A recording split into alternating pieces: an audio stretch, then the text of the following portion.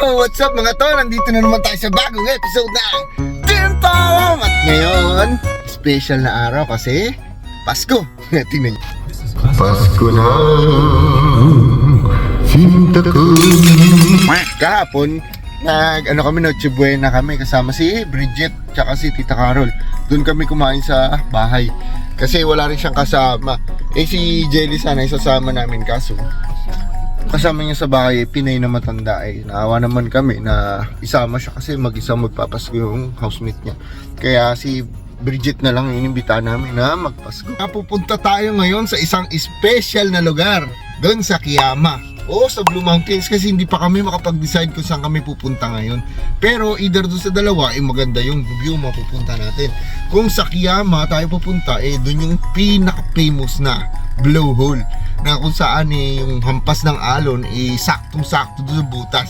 Saktong-sakto sa butas na umaagaw sa ibabaw ng surface ng lupa na parang may bato siya na parang meron siyang effect na nag-i-steam. Yan. Tapos dito naman sa Blue Mountains makikita niyo yung napakagandang horizon ng mga bundok na sa sobrang broad ng view ng horizon yung pigment ng view mo o perspective ng pagkakatingin mo doon sa bundok kulay asul. Bihirang-bihira yun.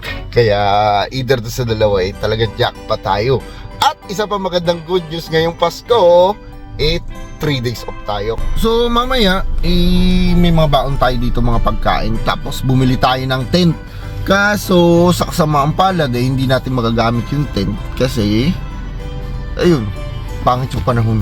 Pagka maganda yung panahon plano ko sana magpa-reserve dun sa Bandina camping site na pupuntahan sana natin, pero hindi natuloy kasi lahat sila may pasok bukas. Bukas ay Boxing Day. Ang Boxing Day dito ay napaka-importante na parang sa tradition ng mga tradition dito sa sa Australia. Pero hindi ko alam kung meron din nun sa parting UK na may mga mga royalties na yun yung mga sinaunang tradisyon nila na yun yung panahon na bibigyan nila yung mga servants nila ng regalo. Pero sa modern times Boxing Day sinicelebrate na rin ng mga lokal dito kasi hindi naman na uso dito yung mga slaves, di ba? Parang slaves lang tayo sa birthday. Pero yun yung mga servant nila noon, parang yun yung pagkakaintindi ko yung mga servants ng mga sinaunang panahon doon binibigay ng mga master nila yung kanilang mga regalo. So doon naman yung Boxing Day dito parang Black Friday sa Amerika na nagkakaroon ng matinding sale talaga tol, na yun yung mga inaabangan ng mga reseller, kumbaga yung mga binibenta na murang mga electronics, damit, mga kung ano-ano mga anik-anik. Try natin i-compress tong araw at syempre dapat priority natin sila Tita Carla kasi tsaka sila Tibansky kasi yun yung mga unang friends natin. At eto, hintayin na lang natin si Tita Carol matapos sa kanyang duty at rekta na tayo kung saan tayo dapat pumunta. Ayan, ang saya ng Noche Buena kasi yung dalawang kasama ko, si Tita Carol at si Bridget, parehas nilang first time magpasko sa ibang bansa. Ako medyo matagal-tagal na akong nagpapasko sa ibang bansa kaya medyo hindi ko naramdam yung siyempre kahit paano may lungkot pa rin kasi medyo matagal tayo natambay diba sa Pinas na yung mga ganitong panahon talagang paghahandaan mo medyo malayo pa masaya na kasi maraming celebration tsaka maraming mga kung ano-ano mga ganap sa atin. Dito tayo ngayon sa pala tol, sa Minay dito dito tayo nagpa-park tol, natandaan nyo. Kaya napakaganda, napakabait ng Panginoon sa amin talaga kasi imagine niyo a year ago kaya iniisip ko na rin na mapalad tayo kahit paano kasi blessing naman din to na nagkaroon tayo ng isang opportunity na makarating dito uli at naging maayos naman kasi naisama natin si Tita Carol dito. Kaya yun yung kinukonsider ko na Christmas gift in advance na nakabalik tayo dito. Kaya sabi ko start na makapag-start tayo ng panibagong buhay na magkasama tayo siguro kahit papaano tiis-tiis na lang muna, diba? Kasi malay natin next year, di ba, kasama na natin si Mami, si Daddy. Kung papala rin bibigyan ng pagkakataon ng Panginoon, kaya sabi ko, di ba, pansamantala lang naman lahat ng, kung meron kang hinaing o lungkot na nararamdaman, pansamantala lang naman yan. Kaya yun yung much bigger plan na nakahain para sa'yo, na piniplacing mo lang, na parang bilyar ba, na naka-placing, pag sargo mo, pasok, sarap. Yan yung kumbaga, i-set up mo ng maayos yung mga plans mo, na medyo ahead ka sa mga sitwasyon na dapat kumbaga sa pagtitiklop ng damit, titiklopin mo ng maayos yung damit para pag kailangan mo ng isuot, maayos, di ba? Ganun yun, na isi-set up mo na hindi lang para sa ngayong araw, dapat think ahead. Ayun. Tapos medyo maganda na yung nangyayari sa trabaho natin, at yun yung summary ng, syempre yun naman yung pinaka-importante dito kung ba't tayo nandito, yung career natin, at syempre yung maalwan na buhay na gusto natin, na pinapangarap natin, na kaya tayo nagpakasakali dito. So yun, nagpapasalamat din ako sa Panginoon na medyo maayos na yung takbo ng career natin dito, at medyo may naman tayo, medyo meron naman tayong kahit papano nakakamit sa ating trabaho. At madami na yung mga Pinoy, kaya medyo masaya talaga, hindi medyo. Marami na tayong mga nakakausap o nakakadaupang palad na iisa tayo ng bangka na nilalayag. Kaya yun, nagkakadamay-damayan kami kung may mga konti problema, napagtutulong-tulungan namin mga Pinoy. Yun yung isang kagandahan. Mamaya ulit tingnan nyo, isa pang blessing pala to, yung tanging inupuan natin ngayon, si Tommy, diba? Tommy, Merry Christmas. Ayan, blessing din sa atin to si Tommy, kasi may mga lugar tayo na hindi natin mapupuntahan kundi dahil kay Tommy. At talagang malaking pagpapala sa atin na kahit pa paano may konti tayo na ipundar na necessity dito. Kasi dito ay necessity to, na talagang makakatipid ka, at investment talaga to, yung sasakyan. Kasi dito kapag maganda ang transportation dito, talaga napaka-convenient. Pero sa lagay namin at sa yung setup ng occupation namin ni Tita Carol, gaya niya na kung saan siya pinapadala ng kanyang pinagtatrabahuan, talagang necessity to, kasi may mga lugar dito sa Australia na hindi nararating ng public transportation, kaya kinakailangan mo talaga ng sasakyan. Kasi hindi naman kagaya sa atin, na kagaya nga ni Chef OTG, sabi niya na hindi kagaya sa atin na lahat ng singit-singit at eskinita pwede mong sakyan ng pedicab, tricycle, o kahit magpababa ka sa harap ng bahay mo, okay lang. Dito kasi kung saan yung bus route, hindi ka pwedeng pumara at hindi ka pwedeng sumakay. Kaya may mga lugar dito na very limited, kagaya nito mga suburb na ganito, na loob. Yan. May mga suburb kasi dito sa Australia tol, na loob na hindi na nararating ng bus at ng train. Kagaya nito, pag ibinaba ka dun sa allocated na bus station nila, kailangan mo pa maglakad ng 20 to 25 minutes papunta doon sa location na pupuntahan mo, kung kinakailangan mo pumunta sa suburb na pupuntahan mo.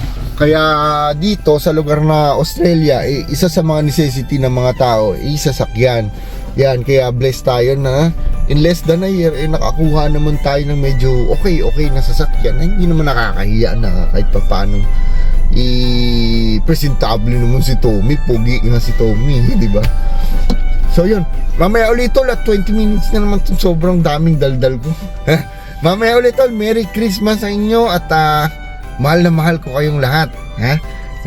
Kaya dapat March makapag-bakasyon tayo sa atin sa Pilipinas. Kasi ayun, yun 1 year, gusto ko sana 1 year anniversary may spend ko sa Pilipinas, na yun yung milestone na reach natin. Nakastay tayo dito sa Australia for 1 year, diba? Na total of 2 years na siguro tayo dito sa Australia, yung kasama na yung previous na pinanggalingan natin dito. Kaya yun, mamaya uli.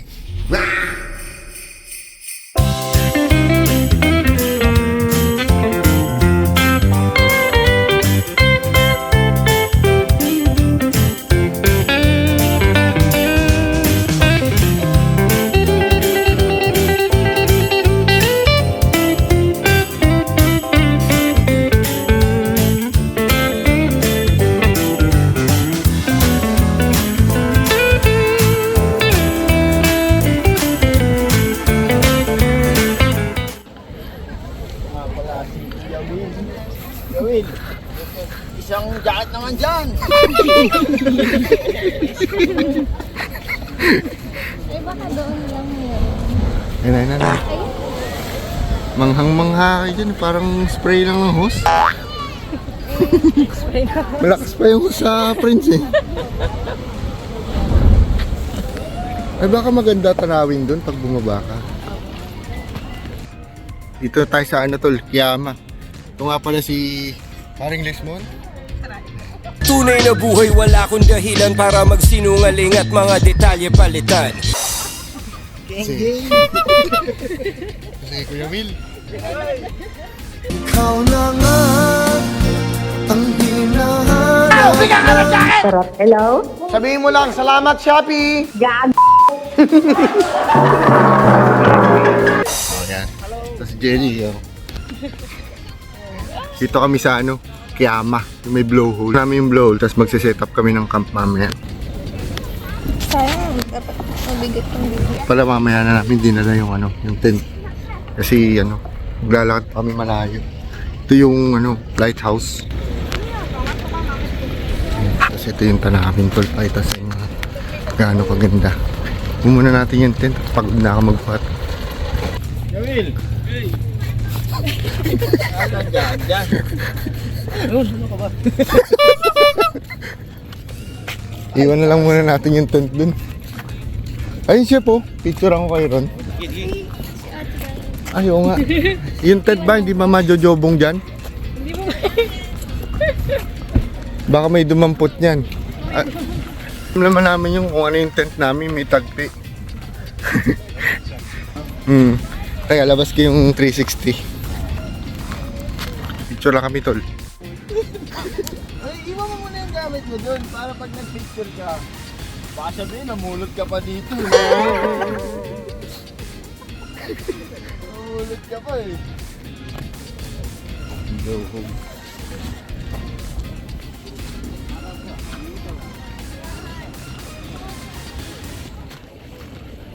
Baba tayo doon sa blowhole. Tingnan natin kung ano meron. Mukhang maangas daw doon. Daming tao. Kasi nagtutuloy dito.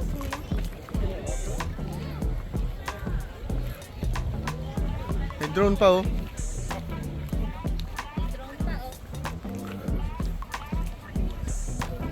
Wala masyadong lokal dito tol. Puro ano. Puro mga ibang lahi. Tingnan nyo. Halos lahat punta kasi Pasko. Yung iba yung mga social na pasyalan yung pinupuntahan. Dito tayo sa ano, maganda rin naman. Ang lang sa pusa na kagawa.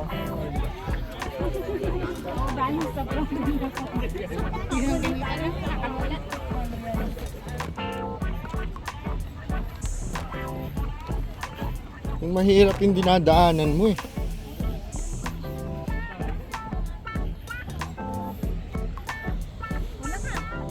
Di, okay lang.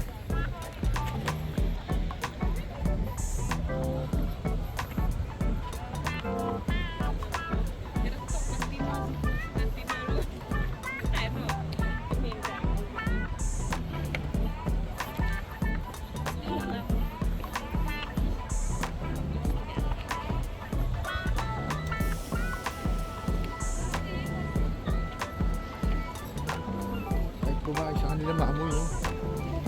Kahit babae sa kanila maamoy. Sa pinakain nila kasi pinaghahalo-halo nila. Mix. Kabigat niya, putra guys. Yung mga minimekos-mekos nila. Kaya ganyan kami nila.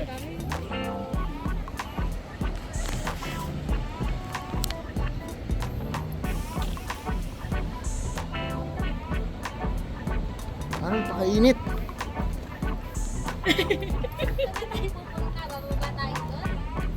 Saan? Wala namang bababaan doon. May bababaan ba doon? Bababa ba tayo doon?